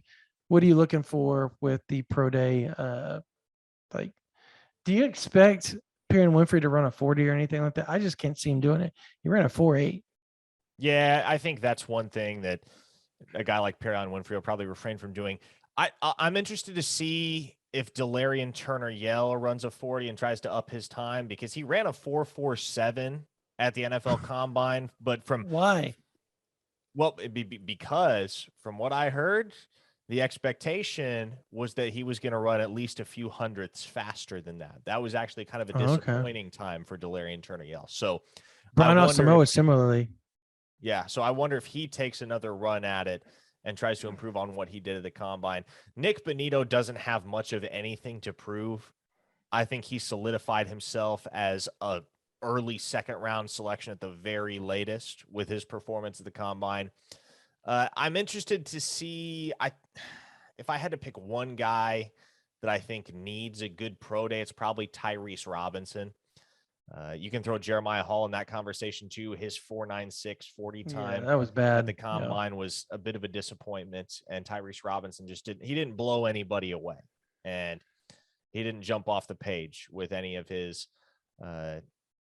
measurements, any of his drills, any of that. So those are two guys that I think need to rehab their stock a little bit at this pro day. Again, I would be surprised if Nick Benito does much of anything, because you can make the argument he had the best pro day of any Sooner that was there. Mike Woods ran a 4.50 in the 40. Maybe he tries to improve upon that time. I'm not expecting a whole heck of a lot, because to me, the guys that are going to go early in the NFL draft, the likes of Isaiah Thomas, Benito, Perrin Winfrey, Asamoah, for the most part, they've already solidified their stock and have a lot more of an opportunity to go in the wrong direction at pro day than they do to go in the right direction. So I'm not expecting a whole heck of a lot. And I think it'll be a pretty mundane pro day, if I had to guess. But yeah, I'll be getting up again in about 6 hours to hit that thing. Yeah, same here. So and I still have to edit this podcast, so screw you, Parker. Screw you. All right, you're pulling an all-nighter. I do normally. So who's going to throw to the wideouts? Dylan Gabriel's going to have to do it. I bet you Dylan Gabriel does it. It could be Dylan Gabriel. Because remember, you're allowed to have 3 guys, I think, from your roster, right? Underclassmen that are allowed to come out at pro days and help. Remember, Charleston Rambo helped. A couple other guys came out and helped. Charleston, that was literally Charleston Rambo's coming out party, because then he went off and had his biggest career, his biggest year at Norman that very next season in 2019. like had a massive season after that. So I'm wondering if they don't have Dylan Gabriel out there. I hope they have Dylan Gabriel, because if that happens, that will help Oklahoma so much on just an optics. If he goes out there and lights it up throwing to these guys and looks good doing it and goes through the routines that he's supposed to do, like you would as a quarterback going through pro day. So I think if that happens, optics wise, I think that would be big for Oklahoma. Maybe getting a little bit more respect. I know that they don't care and they're totally using that this offseason. But at the same time, I just want to see the kid throw. I think that's probably the biggest part about it. I'm like selfishly going, I just want to watch the kid throw the damn ball. You know, like that's what I want to see. I think for me, I want to see Isaiah Thomas. I want to see if he can kind of up his movements. They were okay in Indianapolis. I think being in the Ever Center, he's going to be a lot more comfortable and he's going to be able to move a lot more smoothly. Maybe his 40 is a little bit better. I don't know. If you're Nick Bonito and you think you can run a 4.5, like a legit 4.5 or 4.49 or something like that, do you try to do it? Because if you run a 4.55 or a 4.56, that's not going to hurt you. Like even if he ran a 4.6, being that he ran a 4.54, that's not going to hurt his stock. He still ran that 4.54 and a 4.6 and a 4.54. The discrepancy isn't enough that it's going to like go, oh, well, you know, whatever. Yeah.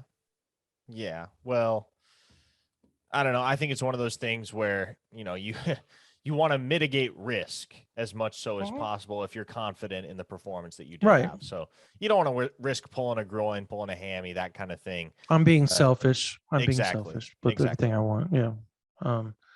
I do think Asamoah is going to run because he ran a 4.5, but he was kind of upset that it was where it was at. Who else didn't get invited that's going to be there? Do we know? Do we have the list? We do have the list, but there's only one. There's only one that was not invited that will be there, and it's LaRon Stokes. I'm wondering if they we get like a couple of UCO guys, and so like normally we get the UCO guys that show up in Southeastern Oklahoma State and stuff like that too. So I guess we'll see. There may be some surprises in there.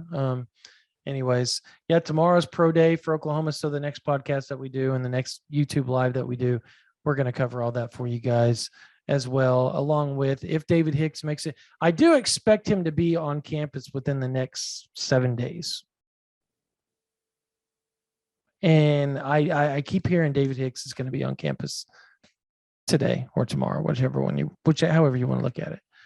Finally, Oklahoma Baylor coming up Thursday afternoon, evening. I can't remember the tip time off the top of my head. Nor can I, but it's on Thursday. Yep. And they're playing Baylor. Baylor's a little nicked up. Oklahoma's nicked up. They don't have Elijah Harkless. CJ Nolan is back, but I don't expect Oklahoma to win. I just don't. Really? And shocking, right? I do expect them to be an NIT team. And if they do get in the NCAA tournament, I will gladly eat crow and come on here and say, guess what? I was completely wrong, because it's a crow. It's the tasty type of crow that I like to eat for you all. The ones that make you happy. All right, you want me to good news crow. You want me to shock you here? You're gonna pick Oklahoma. I'm gonna pick Oklahoma. I'm willing to look really stupid in 3 days' time if that doesn't come to fruition.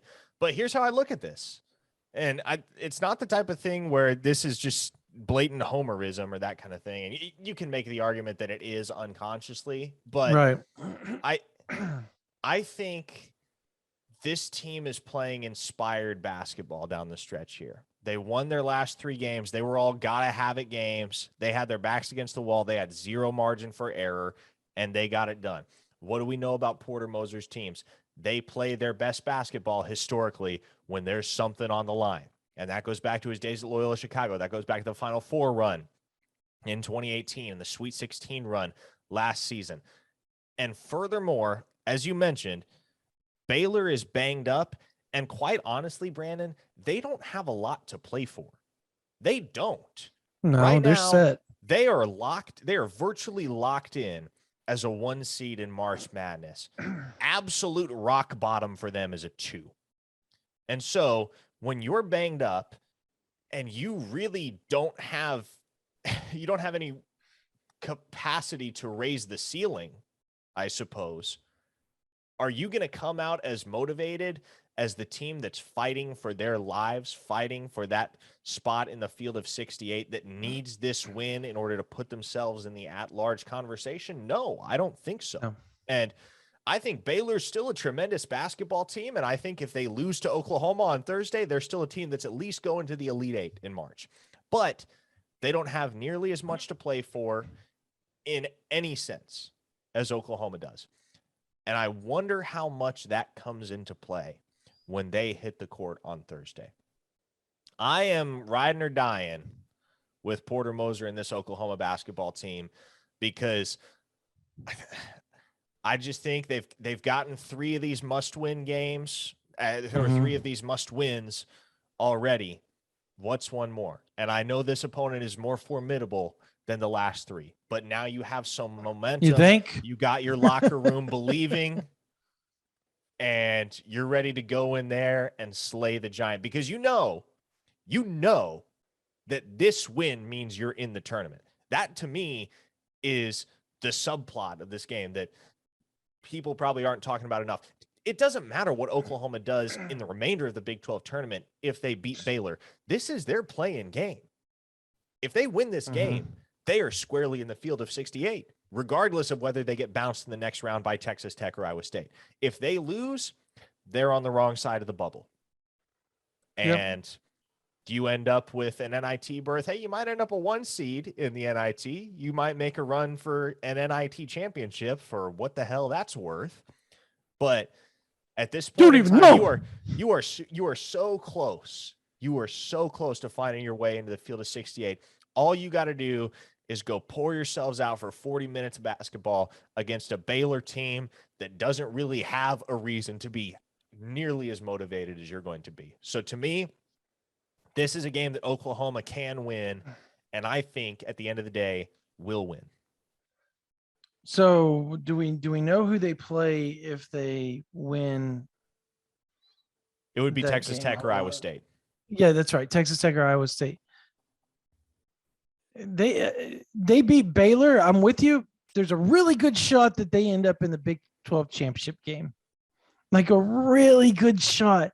Oklahoma ends up there playing for the Big 12 title against Kansas and Kansas City, which isn't going to turn out very well for OU at that juncture. But the fact that they will be close to 20 wins, which is exactly where we all thought they would be come this time, we just thought it would happen before they got to the Big 12 tournament.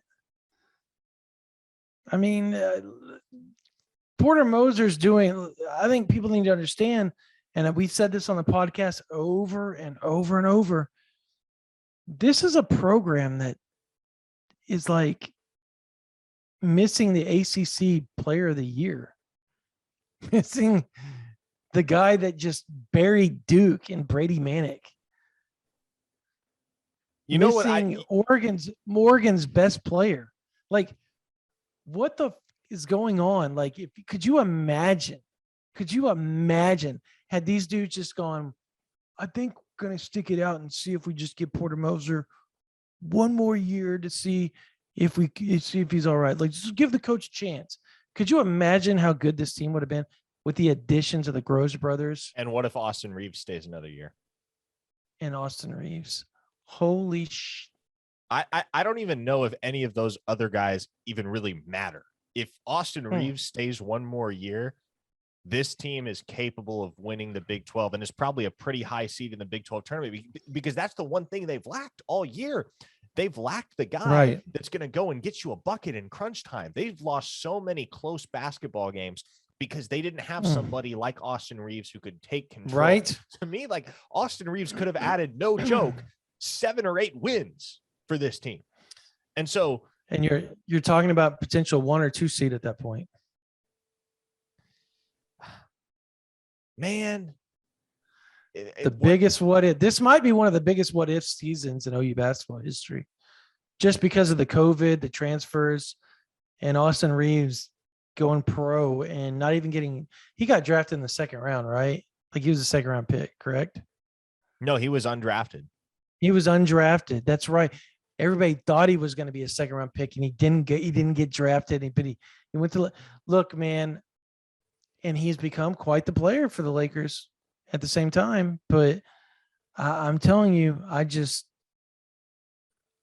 know. I feel like this program has a chance to really take that next step. We've talked about it ad nauseum. They don't know each other too well just yet. They haven't been around each other the way these other programs have. Like, a lot of these guys has 4th and 5th year guys, and that's what they're dealing with. That's what they're dealing with. 4th and 5th year. Like Baylor, some of their best players have been around for 4 or 5 years. Like, that's what they've done. Kansas is the same way. These dudes have been there for 1 year, and not even that yet. Like 10 or 11 months.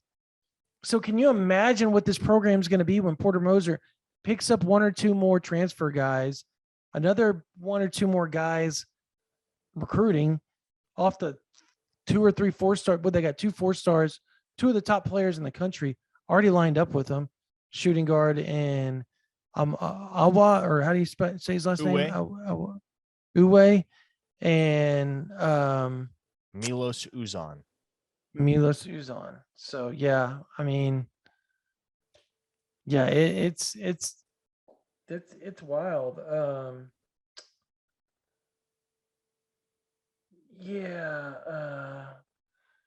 So David Hicks's dad just texted me, and we'll find out. Sorry, folks, we're gonna end this podcast just because it's late. It's 12:56. Let me leave you with this thought. Who would have imagined a year ago at this time that today, March 9th, 2022, we would be saying the words, goodness gracious, what if the OU men's basketball program still had Alondas Williams? No joke. What a stud. But he showed flashes when he was in Norman. Like, he had those games where he threw 20-something down and freaking posterized dude after dude in the game, and then he would just go non-existent for a while. So, I mean, good for him, good for Wake Forest, good for North Carolina and Brady Manick, good for Oregon.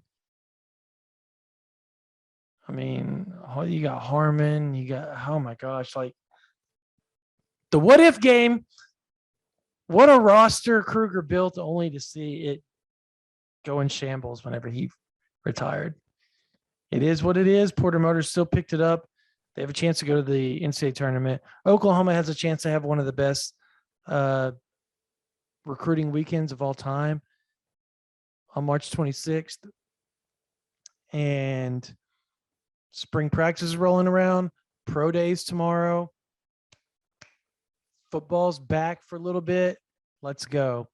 And because of that, March 11th through the 14th, company-wide, 247 is going to do 50% off. And if you're month to month right now, that 50% off, you can upgrade. Instead of paying $9.95 right now, you can upgrade, pay $53, get 1 full year of OU Insider, and to all of 247. That means you can go visit any site you want to. Texas, USC. If you want to go troll over there, be my guest. You're going to get banned, but be my guest. Do what you want. You can go to USC. You can go to Texas, Texas A&M, Florida, Florida State, Miami, Alabama. It doesn't matter. Clemson. You can go visit all their VIP sites. All you have to do is pay $53. with OUinsider.com right now on 247 Sports, and you will have 1 year free of all that and get all the National Signing Day stuff, get all the spring stuff, the pro day stuff, all these big visits that are going to happen the junior days, the champion barbecue, the off season. I just dropped a bunch of off season notes that were lengthy. Lengthy is a understatement, if you will, too. I brought the goods, folks. And if you want that VIP, those VIP notes. If you want those VIP nuts, if you want them VIP nuts, you got to go pay for them. It is late, folks. I apologize. If you want the VIP notes, you got to pay for them. Parker dropped a whole bunch of notes as well. A lot of VIP stuff as far as visits go. Also extra tidbits. We both dropped extra tidbits. I got some Levius Overton notes that weren't on here. We have notes on By Job that I haven't dropped on here. Got David Hicks notes we're going to drop here pretty soon. We have all bunch kinds of stuff. notes from our guy Steve Wilfong as well. Oh my gosh, yes, Steve Wilfong brought. He brought like 5, maybe more. Andrew Ivins, Alan True brought a bunch of notes. My goodness, man, we literally in the last 48 hours, there's probably 15 lengthy notes on all sorts of stuff that you guys want, whether it's team off season stuff, whether it's VIP recruiting notes, we have it for you. Softball, basketball, it's covered wall to wall. Joey's got all that stuff as well covered for you. Basketball, softball. Hey, we do it. We cover all of Oklahoma athletics, and we do it better than everybody else. Look, that's not bragging. I'm being honest. Like, we do it better than everybody else because we actually cover all of OU athletics as a website, and not a lot of people do that. They focus solely on football and recruiting and maybe a little basketball here and there. We dive into it all, and we make sure everything gets 100% of our attention. So, hey, come to OUinsider.com. We're growing faster than we've ever grown. We've got almost 139 new signups this month. That's exactly what we got, actually. And the month is not even halfway over. That's you all, man. That's you all, you OU fans. You're killing it. You're helping us break record after record on page views too. And we can't thank you guys enough. Like, literally, like, it means a lot to us that you guys like visiting OU Insider. You like listening to this podcast, and you love our VIP content. And we feel blessed to be able to provide that to you guys and be able to travel. Parker's going to be traveling quite a bit over the next few weeks. I will be all over the place the next few weeks, next few months, actually. And we're going to continue to bring content that nobody else is going to bring you, because we're going to be places nobody else is going to be to bring you that content on OUinsider.com VIP. So once again, $53 gets you 1 year starting Friday. Between now and Friday, it's $75. Get you 1 year, because we're still going to hold that 30% off for you guys. If not, you can do $1 for the first month, then $9.95 afterwards. As a matter of fact, what you can do is you can sign up for that $1, and then you can just bump yourself the promo, pay an extra $53, and get that 1 year on Friday if that's what you want to do. That way you don't miss out on any content, because once we unpin it, sometimes it's hard to find. So yeah, come visit us, OUinsider.com. Visit all the other 247 sites if you would like as well. But that's going to do it for us in this version of an episode of the OU Insider 247 Sports Under the Visor Students podcast. My name is Brandon Drumm. For Parker Thune, you guys have one blessed night.